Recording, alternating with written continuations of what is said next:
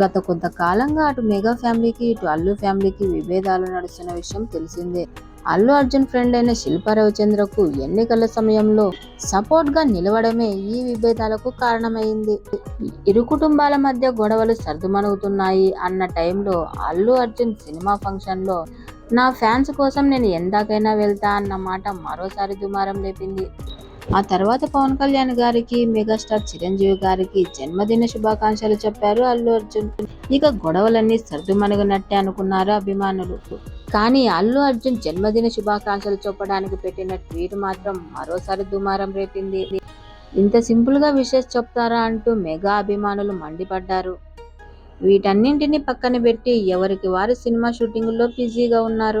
మరి కొద్ది రోజుల్లోనే అల్లు అర్జున్ సినిమా పుష్ప 2 విడుదలకు సిద్ధం కానుంది.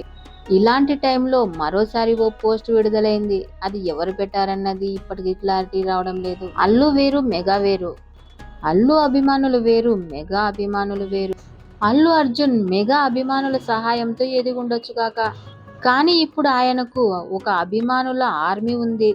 మన మెగా అభిమానుల సహాయం అవసరం లేదు.